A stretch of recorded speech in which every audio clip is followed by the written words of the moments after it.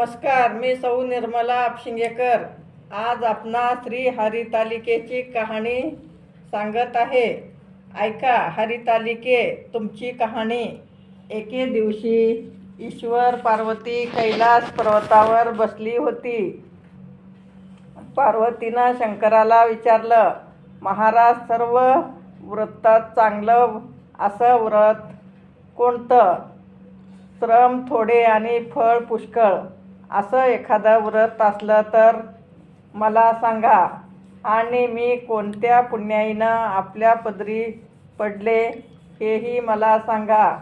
तेव्हा शंकर म्हणाले, जसा नक्षत्रात चंद्र श्रेष्ठ, ग्रहात सूर्य श्रेष्ठ, 4 वर्णात ब्राह्मण श्रेष्ठ, देवात विष्णू श्रेष्ठ, नद्यात गंगा श्रेष्ठ, त्याप्रमाणे हरितालिका हे व्रत सर्वात श्रेष्ठ आहे.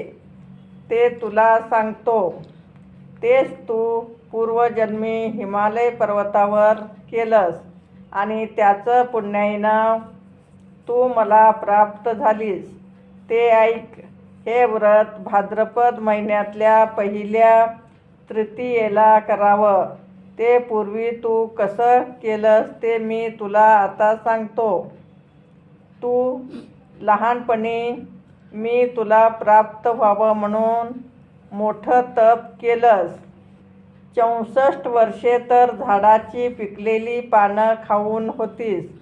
थंडी, पाऊस, ऊन ही तिन्ही दुःख सहन केलीस.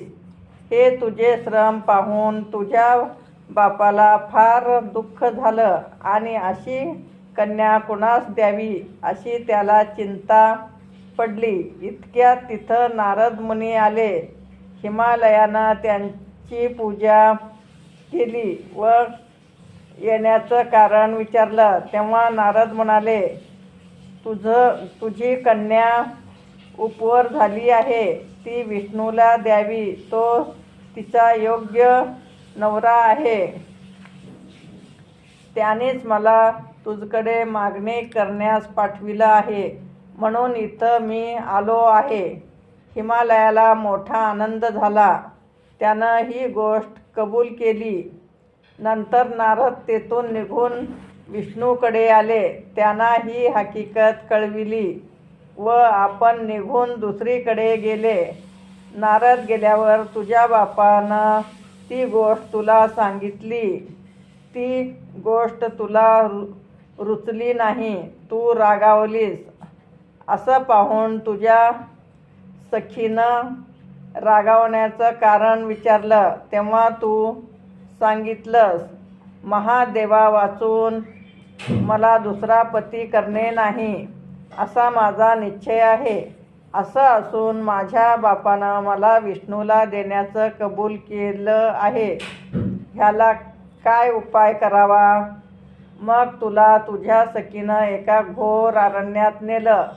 तिथं गेल्यावर एक नदी दृष्टीस पडली. जवळच एक गुहा आढळली.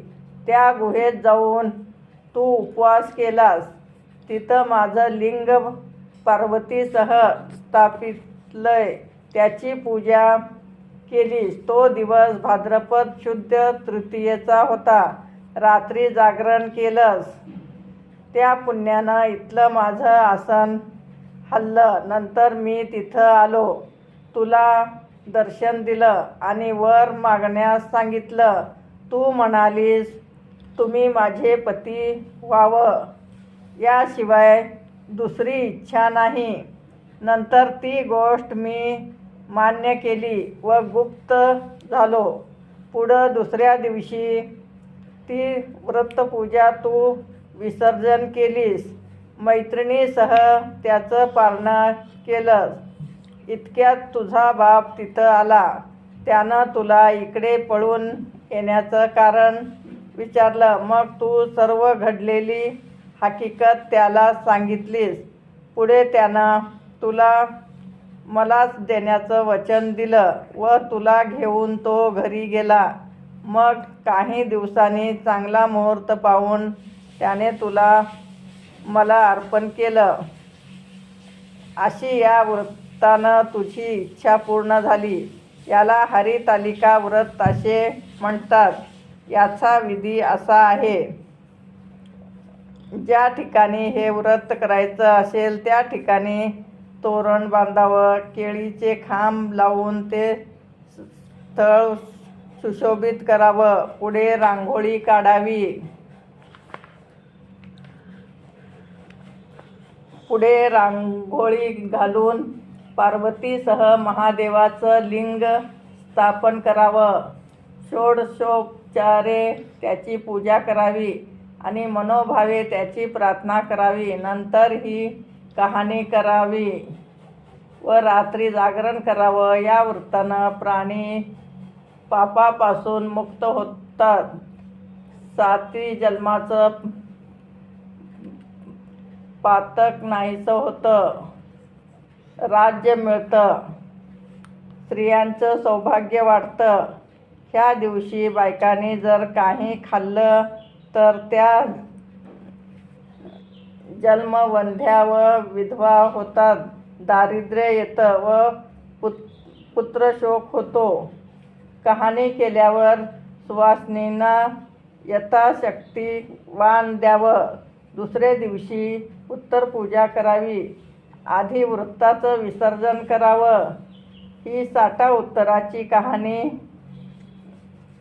याचा पाचा उत्तरी देवा ब्राह्मणाच्या दारी, गाईच्या गोठी पिंपळाच्या पारी, सुबळ संपूर्ण.